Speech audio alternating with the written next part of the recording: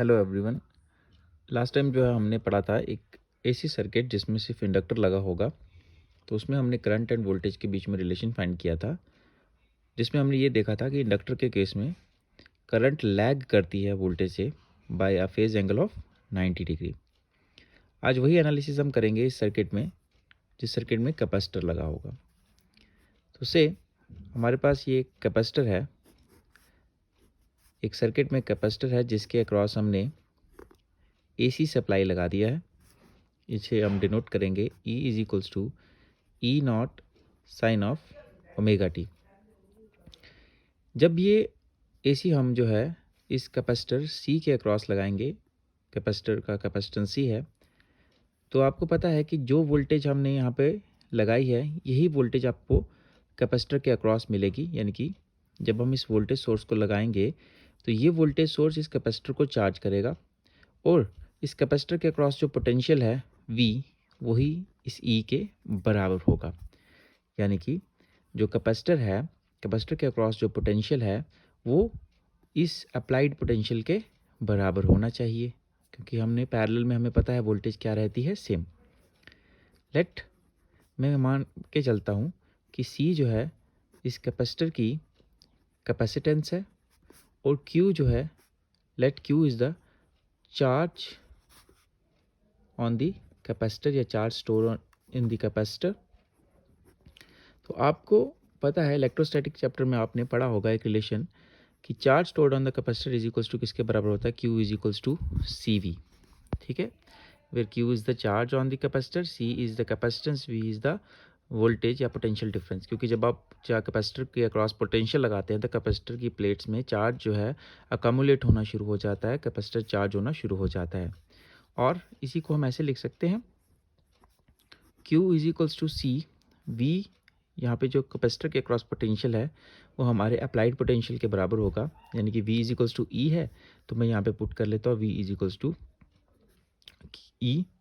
ठीक है, इसको ऐसे भी लिख सकते हैं, Q is equals to C, E की जगह पे E naught sine of omega T.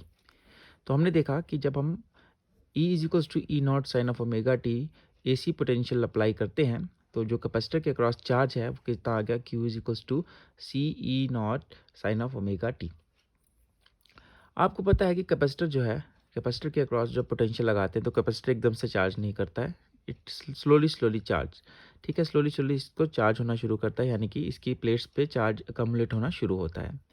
Late जब आपने ये सोर्स लगाया, यहाँ पे जो करंट है वो फ्लो करेगी, क्योंकि आपने अभी बोला कि कैपेसिटर पे चार्ज स्टोर होता है, तो यानी कि यहाँ पे चार्ज मूव कर रहा है और फ्लो ऑफ चार्ज क्या होता है, करंट।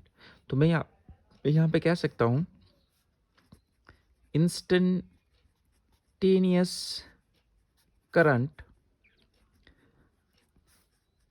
इज गिवन बाय, यहाँ पे जो इंस्टेंटेनियस करंट है यानी कि किसी भी इंस्टेंट पे जो करंट है वो किसके बराबर होगी, I is equals to DQ by DT।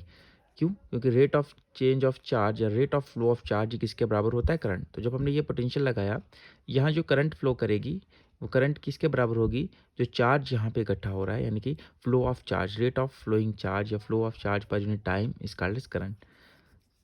और I is equals to D by DT, यहाँ पे हम ये जो Q की वैल्यू है ये यहाँ पे पुट कर लेते हैं, D बाई DT, सॉरी ये लिखा है D बाई DT, Q की जगह पे पुट कर लेते हैं C E naught sine of omega T.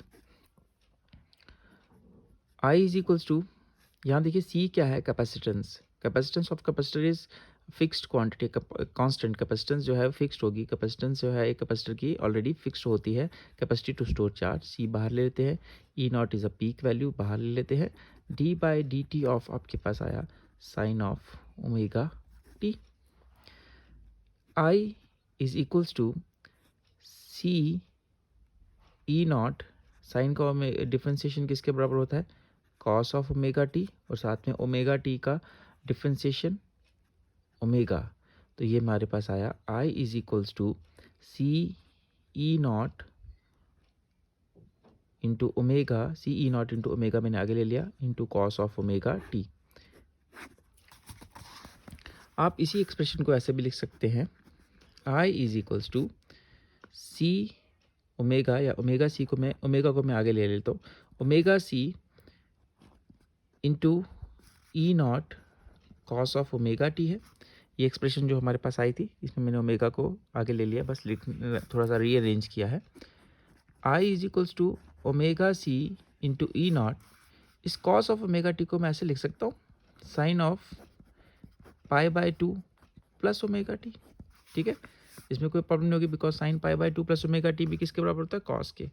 ठीक है, हमने यहाँ पे माइनस इसलिए नहीं लिया क्योंकि इंडक्टर के केस में क्या था, करंट लैग कर रही थी।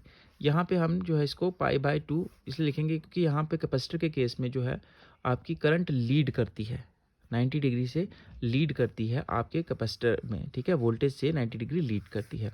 तो यहाँ पे ये जो आपके पास एक्सप्रेशन आई, ये है expression for the current through the capacitor.